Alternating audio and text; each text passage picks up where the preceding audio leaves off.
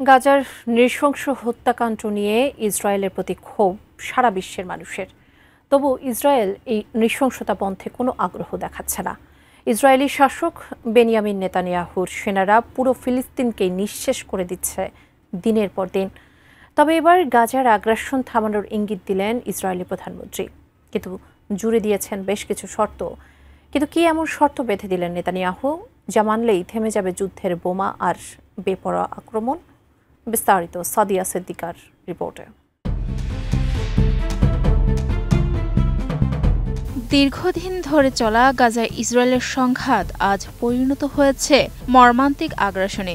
বিশ্ব যেখানে কাঁদছে গাজার আহাজারিতে, সেখানে বিন্দুমাত্র দয়া হচ্ছে না ইসরায়েলি প্রধানমন্ত্রী নেতানিয়াহুর। উল্টো একের পর এক হামলা আর আক্রমণের ঘোষণা দিয়ে আসছেন তিনি।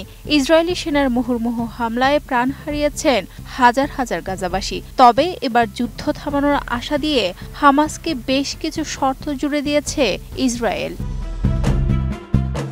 জানা যায়, ইসরায়েলের প্রধানমন্ত্রী বেনিয়ামিন নেতানিয়াহু শুক্রবার জাতিসংঘ সাধারণ পরিষদের মঞ্চ থেকে এক তীব্র আভাস দিয়ে বলেছেন, হামাস যদি তাদের শর্ত মেনে নিয়ে সমস্ত বন্দী মুক্ত করে এবং অস্ত্র ত্যাগ করে, তাহলে গাজায় যুদ্ধ এখনই শেষ হতে পারে। তিনি বলেন, শর্ত পূরণ হলে গাজা নিরস্ত্রীকৃত হবে, ইসরায়েল সর্বোচ্চ নিরাপত্তা নিয়ন্ত্রণ বজায় রাখবে এবং গাজার জনগণ ও অন্যান্য পক্ষগুলো মিলিয়ে একটি শান্তিপূর্ণ সিভিল কর্তৃপক্ষ গঠিত হবে, যে কর্তৃপক্ষ ইসরায়েলের সঙ্গে স্থায়ী শান্তির অঙ্গীকার করবে।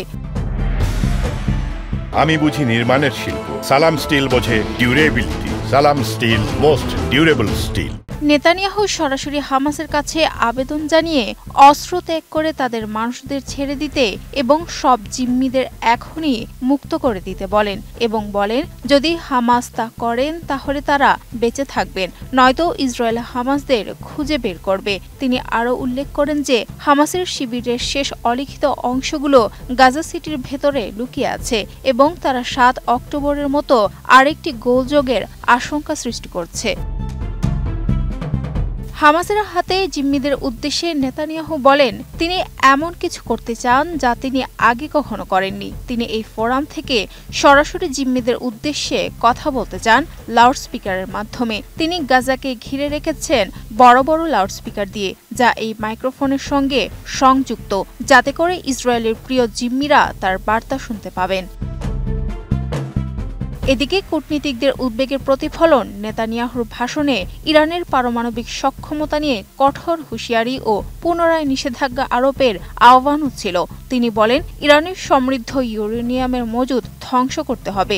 যুক্তরাষ্ট্রের সহযোগিতার প্রশংসা করে তিনি সতর্ক করে বলেন যে ইরানের পারমাণবিক সামরিক ক্ষমতা পুনর্গঠনের সুযোগ থাকা যাবে না এবং আন্তর্জাতিক সমাজকে সজাগ থাকতে হবে। Sadia Siddika, ATN news.